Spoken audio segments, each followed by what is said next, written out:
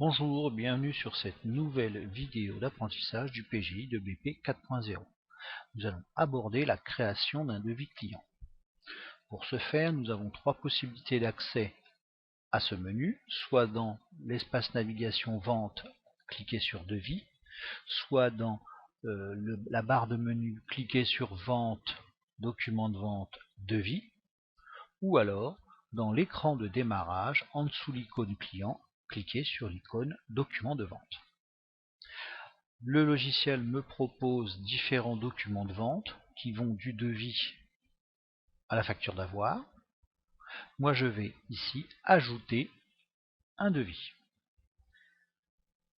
Alors la fenêtre principale s'ouvre et là, premier élément à faire, c'est d'indiquer la date du devis. Dans notre exercice, nous sommes au 13/02/2012. Je tabule, ce qui me permet de mettre à jour la date de validité du devis. Il sera valable jusqu'au 13 mars. Si nous avions un délai plus long, il suffirait de changer cette date.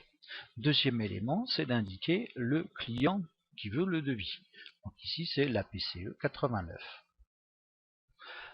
L'ordinateur donc indique les différentes informations concernant ce client, en particulier le mode de règlement.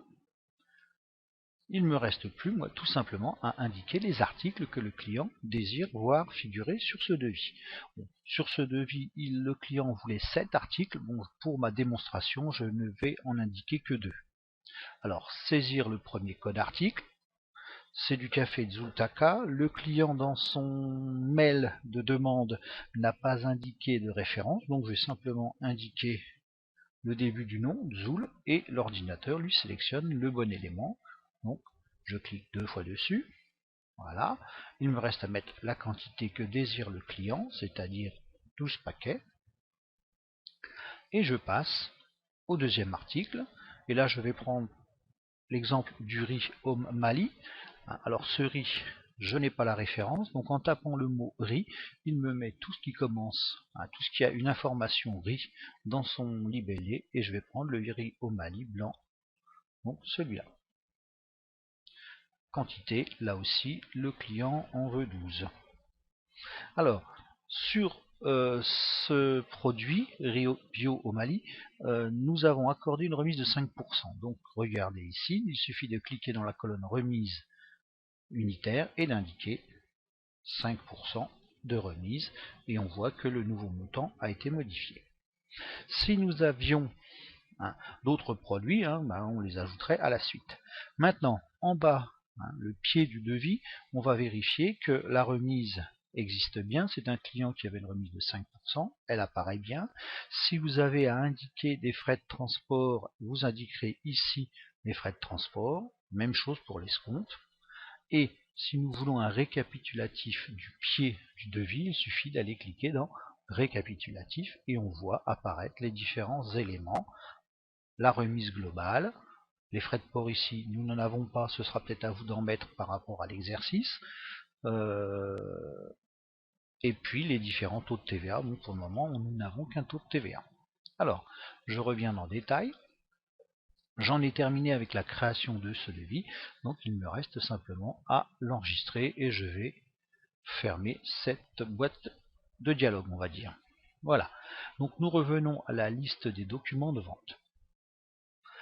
Alors, deuxième travail que nous allons devoir faire, c'est d'imprimer ce devis.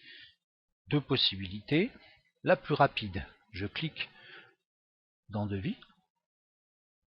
Donc il va me le réouvrir. Ça prend un petit peu de temps parce qu'il met à jour certains éléments. Voilà. Et vous voyez qu'ici apparaît l'onglet aperçu. Toujours commencer par un aperçu avant d'imprimer, ça permet de vérifier certaines choses.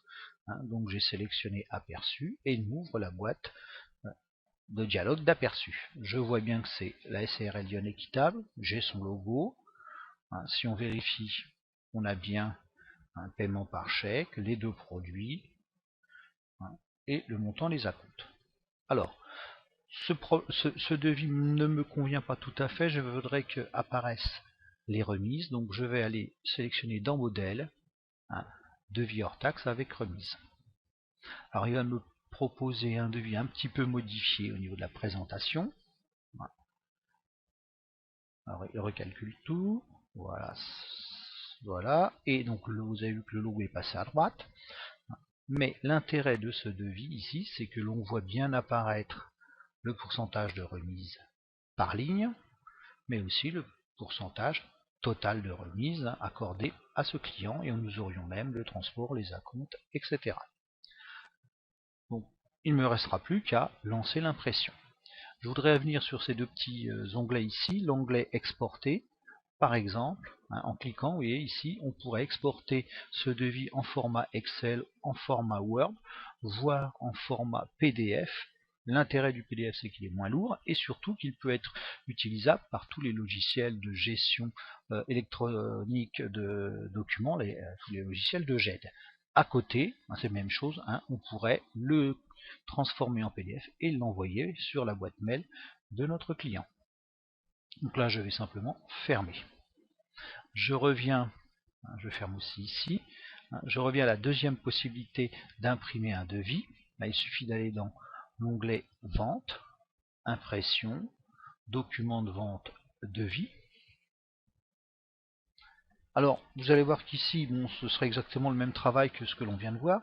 L'intérêt de cette fenêtre, c'est que l'on peut ici imprimer des devis par période, c'est-à-dire les devis, mettons, à réaliser sur la semaine, par numéro, par client. Donc là, on a un choix beaucoup plus vaste qu'en ouvrant le devis.